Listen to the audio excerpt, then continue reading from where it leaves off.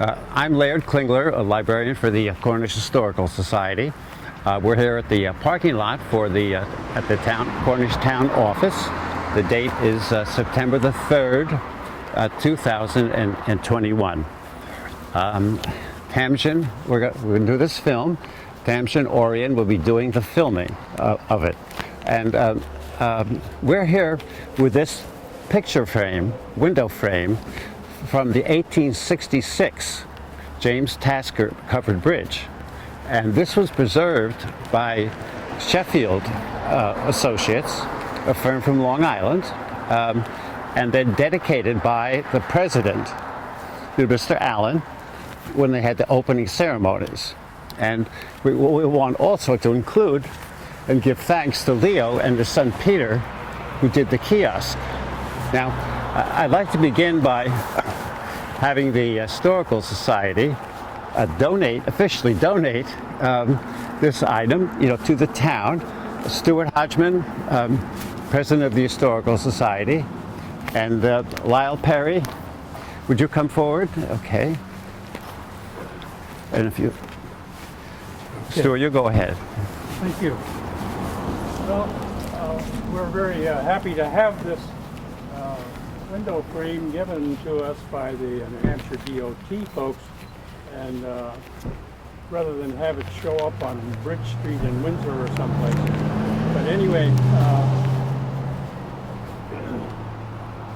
I want to thank the DOT folks for coming to us to find a place for it. Also, I'd like to thank Sheila Charles, who was their representative and worked with Laird to make this all come together and get it here. So also, there's some other folks that have been very instrumental in making all this happen. Steve Bobbin, along with Laird. Steve took a liking to the picture, so he has replaced the original picture, which was of parchment, I guess you would say, and wouldn't survive in the weather. So this is metal. So I'll let him talk about that if he gets a chance. And also, we decided this is the actual frame, the weathered part, and it's quite large, and it had a pedestal to sit on, and it was in the middle of our historic center and no place to move around. So we came here and talked with the select board about, well, upstairs is no room either, so they agreed that it might be nice to have it out here, and we appreciate that as well. And so when you start talking outside in kiosks, the king of that realm is Leo Maslin, and Leo has designed these types of kiosks, as you've seen up by the fire station and so forth. So he did that, and along with his son Peter, erected this during just at fair time. So it's a new thing, and we really thank that Leo and Peter for doing that. Well, we also have to thank the person who presented this to the state, and once he got the word that we were going to receive it, he said, "Oh, I'll finance that." So this has been financed by the original donor to the state from the construction company, which Mr. Allen.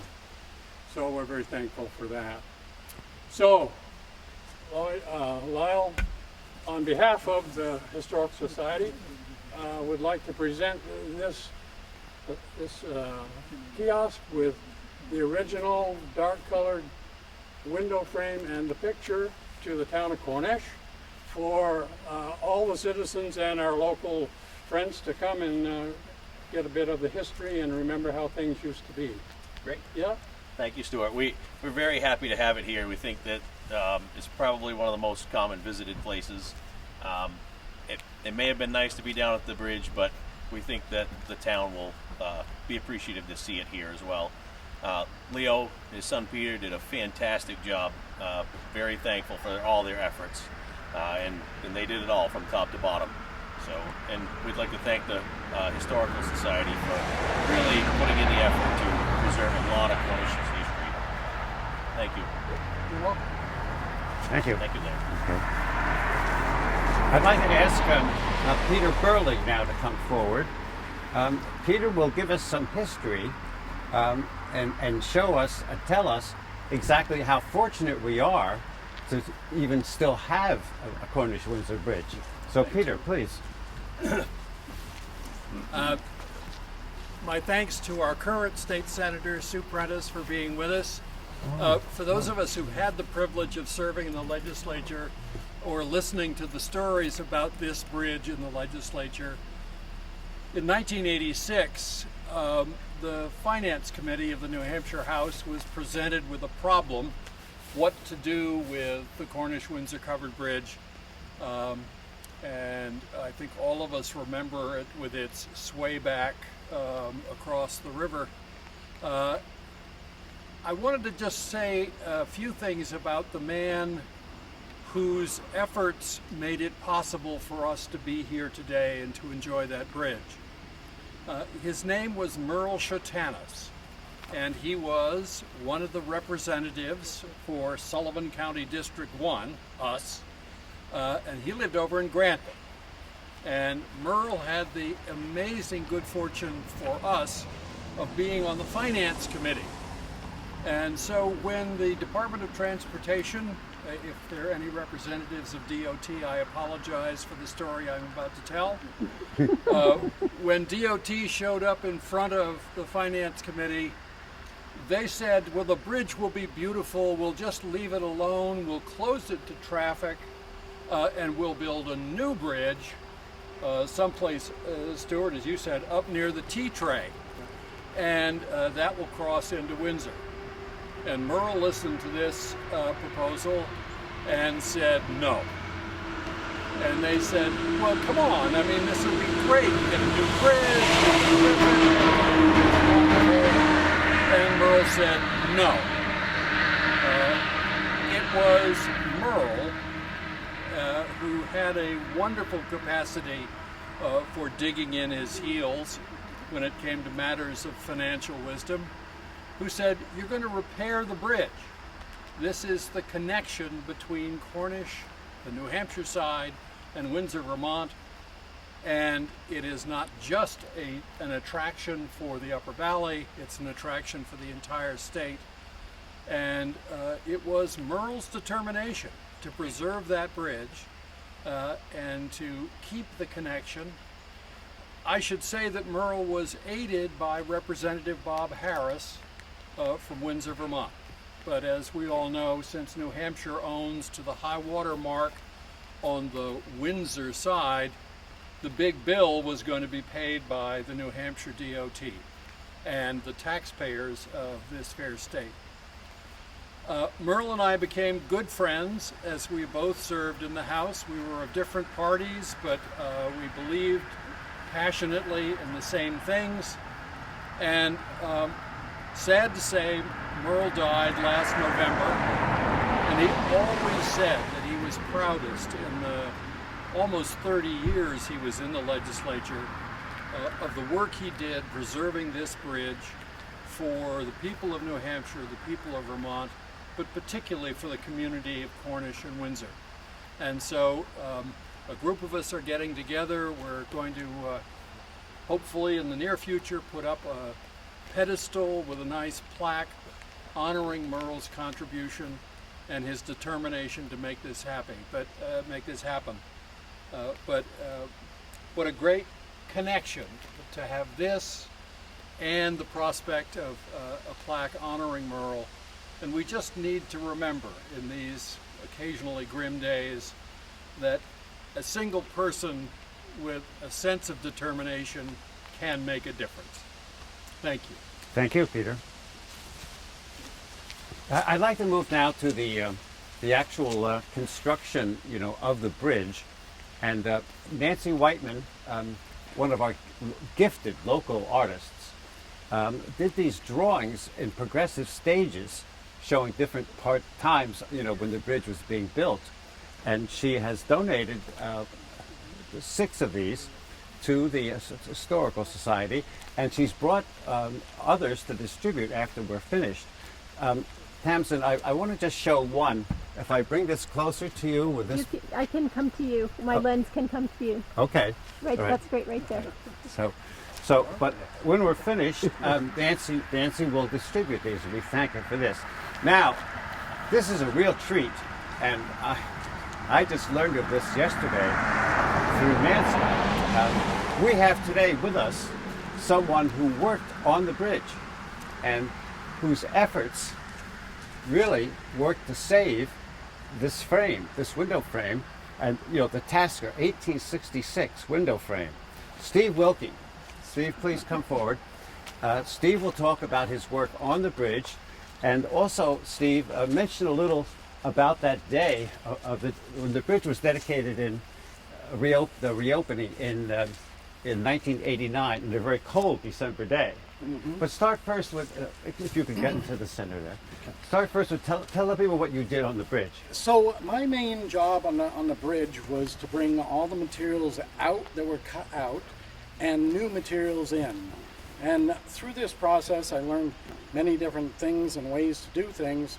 And it seemed like when we got to these windows, for a while, nobody was thinking anything, and then they were breaking them apart. And then somebody said, we should save some of these. And about half of the windows got saved, and various workers took some of them. And I remember taking these out, and it still has like the strap mark right there from when we strapped them to hoist them down to the lower level to get them out. And then we stacked them all up at Jim McSwain's, which is now Liggett's. But the amount of material we took out of there and just burned nowadays breaks my heart, because we could have saved so much more of that if we were thinking. But the orders were take it out, put it in a pile, and burn it. One of the other aspects was we did save some of the wood for a violin, which they did make and actually played that very cold day on the opening. And it was another special artifact that came out of the bridge.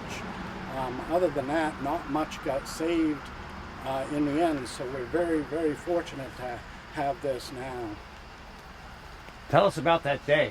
About it was really, really cold, and everyone would rotate inside the office to get warm and then come back out, and it was just a grand time. But we even had some snowflakes that day, and it wasn't quite as cold as the day that the cable snapped when in the middle of the winter, but it was almost as cold as that day. Thank you. You're welcome. Thank you. I just like Stuart mentioned some of this. There is that was 1989. When Mr. Allen came to donate, this window frame, and but a number of years passed at DOT.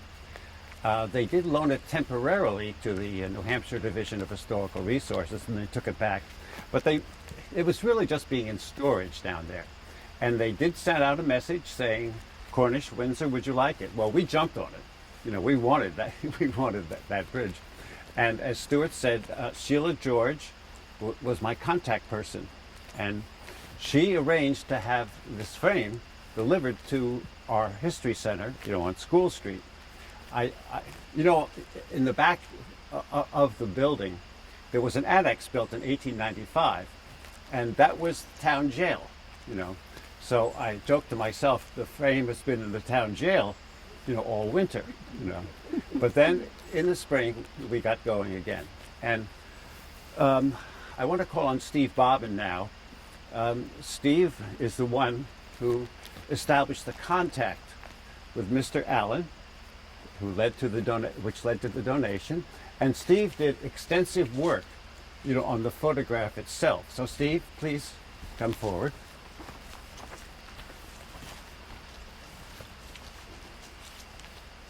Here. Yes. Yes.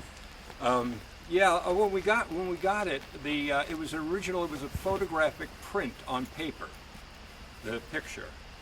So, and it was very faded from UV light and such. So, my thought was to take it out of the frame and have it scanned. So it's 24 by 36. So I had to drive up to South Burlington to an architectural firm, and the only place that had a big enough scanner to scan it. So we had it scanned, and then I worked with a company in San Francisco called Bay Photo to try to restore some of the color in it. It's not perfect. You can still see in the sky how it's a little bit faded. It also, over time, I believe the frame went out of square, so we had some problems with that, which we still have to fix. But other than that, and Mr. Allen, I got a lot of stories from Mr. Allen about how he came to be the one who rebuilt the bridge. And he's a very interesting fellow. He's quite old now. So, and I'm sorry that he couldn't come here and tell his stories. They were wonderful stories. He has, in his office, he has the same thing. Except it's a little bit smaller. It was cut a little bit smaller.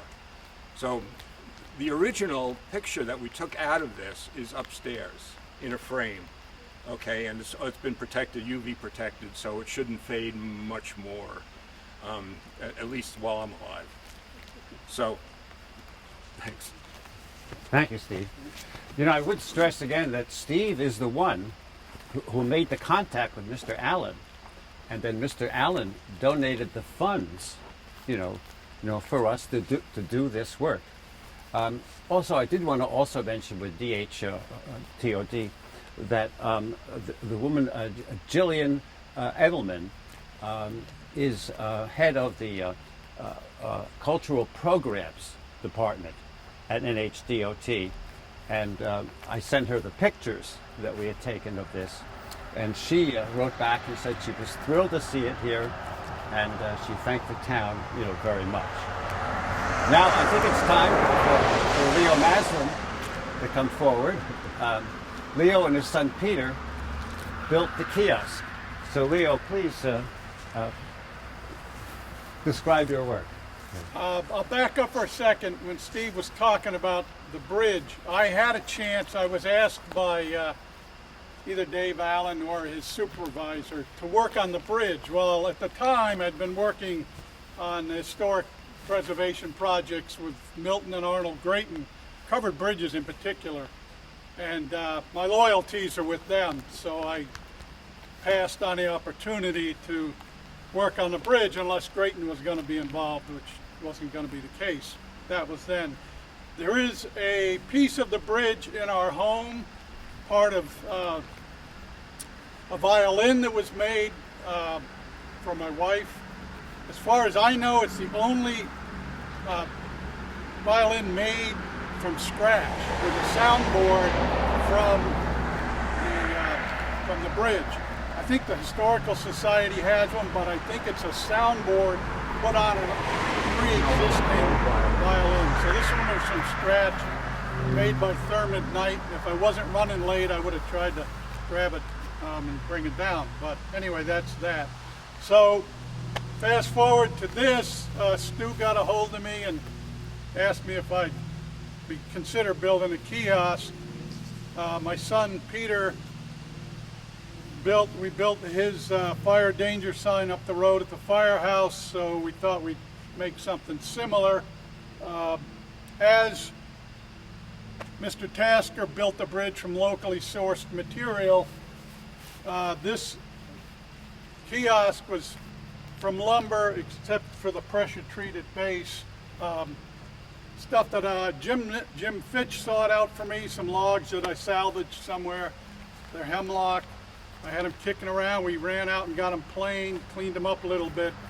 The roof shingles, thanks to Connect Cornish, Connie Kuzma had advertised that she had some bundles of shingles that had been in her barn and she was moving, so I was able to finagle a deal with her, so that's where they came from. The boards on the back were some leftover shiplap that I had from some other project. The angle iron were donated to me by a contractor, Jim Reuther, and so they were left over from some other project. So, and this was a leftover signpost for another Eagle Scout project, and the other pieces I had kicking around. So it was kind of neat to bring all these pieces together. My son Peter, for good or bad, was home unexpectedly over the holidays due to the COVID quarantine from college. So we cut the frame, put it in the shed. First thing this spring, I was going to get the sonotubes, get the foundation in, and of course that never happened. So Stu Hodgman got a hold of me the Friday before the Cornish Fair and said, anyway, you can get that up for the fair. Fortunately, my son Peter had about a week and a half of being home, and that was the week. So we canceled everything else that was on the plate, and of course it rained every other day, but we got it up. It was great. He was a big part of the design, and it really was a rewarding experience. He learned a little bit about roofing. So for me, it was great to have he and my wife Kathleen got involved a little bit with the sanding and urging me to get it out of the garage. And so here we are. It's great. I could talk about historic restoration and covered bridges probably till dark, but I guess with that I'll wrap it up. Peter, Leo, talk about the concrete pilings. You said they were down 4 feet into the ground. Oh yeah, so I don't think it's going to go anywhere. The sonotubes are 4 feet long, plus however deep of one of those plastic footers is underneath. There's 2 pieces of rebar in each one. The angle iron, those are 4-foot pieces, so there's about 1.5 feet, maybe 2 feet sticking out of the ground. Pretty well anchored. I don't think, barring who knows what, I think it'll be there for a while. There's a couple of blocks that pressure treated down here just to keep the water from wicking up into the, and then Peter found a half a gallon of leftover water, wood preservative, clear preservative, so we put that on. It was his idea to route the corners, and so I let him have at it and put all the bells and whistles on that you want. So there we are. We pre-made the roof, except for the shingles, pre-made the frame, brought it down, set it up, and then we brought the roof structure down. We ended up doing as much at home as possible because it was raining every afternoon. So everything fit together. We were both pretty surprised at that. And the grass is even coming up, so it's a win-win. Thank you. Thank you. You know what? This really concludes the people I planned, but I didn't know that Sue Prentice was going to be here today. Would you like to come up and say a few words? One of our elected representatives. That's very nice. Sue is coming up. May I introduce Laurel's family who are here? Can we finish with Sue? Absolutely. Oh, sure. If you just stand back, that's fine. Sure. There's Thank even you. a circle for me to stand in. So I want to thank you all for the opportunity. Peter had reached out to me because we've been talking about I'm trying to be sensitive to the road noise, putting a plaque either on the bridge to commemorate, Merle's advocacy and keeping the bridge here it's a symbol of Cornish and a symbol of Windsor and our connection between the two states and really just how we work together in New England and in the Upper Valley. So we've been having this conversation and working on the details, and he reached out to me and said, why don't you come next Friday and see what we've done as a town. So it's really great to have the opportunity to even learn further back how this bridge was saved, to hear from somebody who was actually there doing the building. And Leo, I don't know if you remember me, but I think I had you as an EMT refresher at some point. So and Peter was just born then. So to hear of his involvement. So this is how we do things as a village and as a community. So thank you for the opportunity. I'm looking forward to continuing our efforts on properly memorializing the advocacy that Merle had done on behalf of the Cornish Windsor Bridge. So we'll I guess I'll say I'll be back. And it's great to be in Cornish with you all this afternoon. Thank you. Thank you. Peter, could you bring Merle's family up? That's Well, for they'd like to, but I just... Peter. Peter, they can't. The filming. Bring them up here. The filming is here. And Sue, maybe you introduce... Oh. Please, just right in the front there. Just you get it so you can see too. Okay. Would you do the honors, Sue? So my name is Sue Shotanis, and this is my daughter, Samantha Rainey, and her daughters, Isabel and Alexis. Now you are the widow? No, No. I'm his youngest daughter. Youngest daughter. Right. Oh, okay. Oh, very nice. And thank you for all your dad's and grandfather's great work. It's terrific. He was very proud of the, being able to get the funds and having it. He was really intent on having it restored, like it, in the true, I guess, how it was built in the beginning. So it was very important to him. Thank He you. was very And thank proud. you for being here today. Thank you. Thank you. I'm so glad. Oh, that's very nice. Well, I think this concludes what I had planned. Does anyone else have any comments they would like to make, or Nancy? Okay, please come forward, Nancy, please.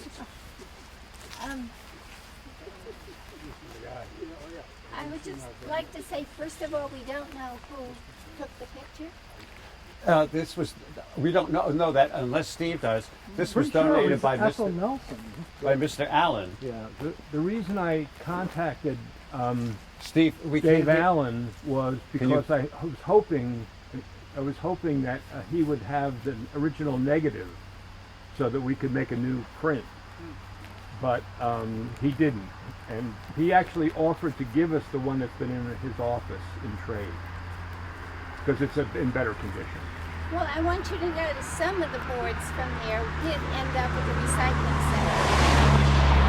And I do remember people when it was closed. And I'm so glad that they kept it open, or made it work.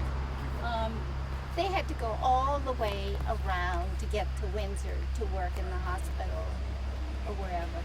That was a joy. Okay, thank you. Okay, well, thank you all. Thank you all for coming. And Steve will process the film. We'll keep a DVD in the at the History Center, and Steve will upload it to YouTube to make it available for everyone to see. Okay, well, thank you very much. Thank you, Larry. Thanks, Neil. No. So she's what was known Guys, to live right at the end of the thank you bridge for up on the coming. hill.